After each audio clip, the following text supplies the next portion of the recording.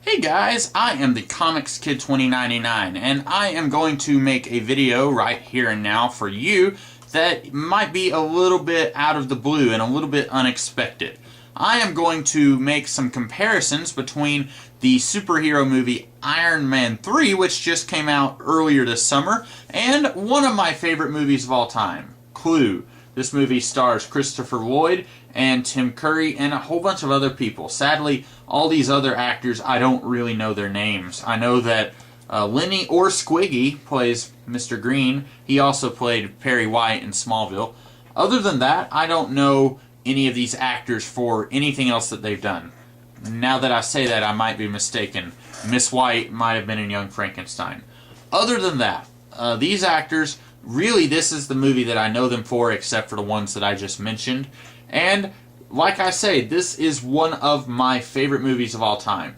I can't necessarily say for certain if it is my favorite movie. Sometimes another movie will slip into the number one spot and this will come down to number two. In that regard, they're kind of like Neptune and Uranus, where they're switching orbits. Sometimes this is my number one, sometimes it's my number two. But it is always in one of those two categories as far as my numerical numbering system. It is one of my absolute favorite movies of all time, and if you have not seen this movie or Iron Man 3, at this point I urge you to turn this video off and go watch those. I guess if you don't mind spoilers, if you enjoy spoilers, then stay here. I'm about to really spoil both of those movies. I don't think it's as much of a big deal if you have not seen Iron Man 3, because I think almost everybody has seen Iron Man 3. And if you have not, you've probably already been spoiled on what I'm going to talk about. That was a pretty huge movie this year, and the thing in which I am going to be speaking about was discussed quite a bit just hours after I went to see the movie. I was seeing people talk about it. So, if you haven't seen either of those movies and you don't like spoilers, this video, you really need to stop and turn it off. Go watch the movies. This one especially is on Netflix. Iron Man 3, I don't know if it's still in theaters or not. That one might be a little harder to track down at this point. But I'm going to make some comparisons. And especially with this movie, since it is quite a bit easier to track down, and also, I love this movie. I would not want anybody to be spoiled on it. I would not want a video of mine to ruin something in this movie for somebody who hasn't seen it. So, if you haven't seen it, go watch it, because I'm about to start spoiling stuff. And when my thumb goes up, the spoilers will fly, and then you have no one to blame but yourself, because I warned you several times. Okay, here comes my thumb. And that means that it is okay for me to speak spoilers now. If you saw Iron Man 3, you know that before seeing this movie, the Mandarin was a character who was teased that was going to be in the film. And the Mandarin is a character in the comics who has 10 alien rings, and they make him very powerful. He's in charge of a very large crime ring, I guess. Crime ring, alien rings. Anyway, I don't read a lot of Iron Man, so I'm not the guy to tell you about whether that's correct about the Mandarin or not. That's just what I vaguely know. I'm pretty sure he doesn't have magic powers. I'm pretty sure it's just like the Green Lantern origin story, but 10 rings instead of 1. And with this movie, Iron Man 3, you don't really see a lot of the Mandarin. You just see him on TV making threats and saying, my terrorist organization is going to destroy this, that, and everything else. About, 2/3 into the movie maybe, you find out that this guy is not really the leader of this organization. In fact, he is a useless, cowardly, inept actor named Trevor. I don't even remember his last name. And basically, he has been hired to pretend to be this menacing force of evil, and really, the real Mandarin is just a guy who's manipulating everything from behind the scenes. A lot of people, and I mean a lot of people, really hated that. They just couldn't stand this one little thing. A lot of other people, they really liked it. And I am personally one of the people who I fall in that category. I really did think that that was a pretty interesting twist. I didn't see it coming. I don't have any ties to the Mandarin in the comics. It's not a character that I love, so it doesn't bother me that they changed the character in this way, especially in a way that I think is very creative. It's not like they had no reason to do this. I thought they did have a reason, and I thought it worked very well. So, you might be wondering, what does this have to do with the movie Clue? If you've seen the movie, you might kind of see where I'm going with this. If you haven't seen the movie, if you trudged through all of my warnings and you are still here despite the spoilers, let me tell you what this movie is about. You've got this guy named Wadsworth. He is a butler. He is played by Tim Curry.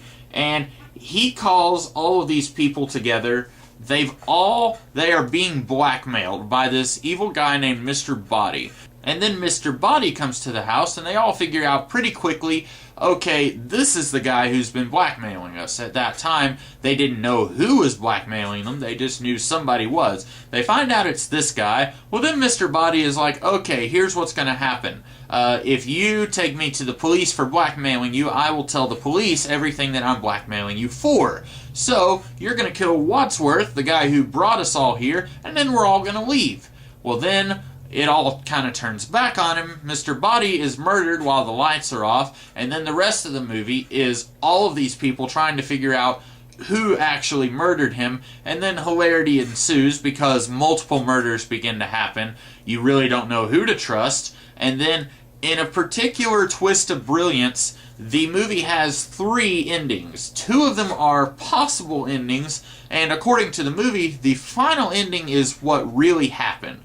In the final ending, we find out that the actual guy who's been blackmailing everybody is Wadsworth himself. The guy that Tim Curry is playing, his real name is Mr. Body, and he took on an alias, if you will, in the form of Wadsworth, this kind of sort of bumbling butler, but not really. And then he had this other guy come in, we don't even know his name, and if you believe this final ending, then Mr. Body, played by Tim Curry, he hired this guy who I guess was an actor, and he said, you are going to play a scumbag. You are going to play Mr. Body, and you are going to be accused of blackmailing all of these people. And you are going to go along with it, and then at the end of the day, you will get lots and lots of money. Now, I'm assuming that Mr. Body, the real Mr. Body, did not tell this guy, you're probably going to die.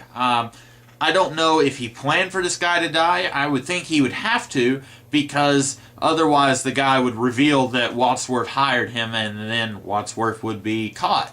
So I'm pretty sure that Wadsworth kind of planned for this guy to die in one way or another. And so, at the end of the day, you've got this menacing guy named Mr. Body, who everyone thinks is Mr. Body, and he's nothing more than a sham being used by the real Mr. Body, who is actually kind of sinister. The whole movie is astoundingly funny, and it is still, I would say it's a comedy movie, but when you watch the last 20 minutes or so of the movie, it's Wadsworth who is actually revealing to everybody else how the murderer did it. He's saying, okay, I'm going to tell you how the bad guy did it. And he still does that in the final ending when he is the murderer. He is saying, okay, I'm going to tell you how it was done step by step. And it's kind of a little bit alarming when you think this guy is like really sinister and he's really methodical. He is telling these guys, this is how I did it. And it's kind of really awesome in my opinion. And so, that is all the spoilers I'm going to talk about. The reason I'm making this parallel between Iron Man 3 and Clue is because, like I said, this is one of my favorite movies of all time.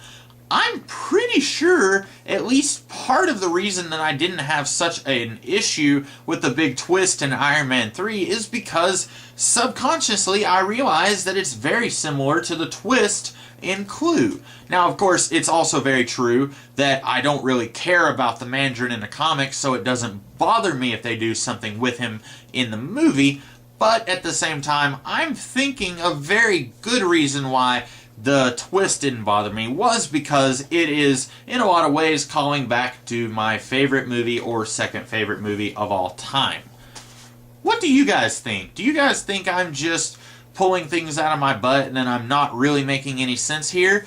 Is this a big revelation to you? If you've seen both of these movies, can you kind of see the similarities here? If so, or if not, I would love to see you guys comment on this video. And also, be sure to like, share, comment, and subscribe.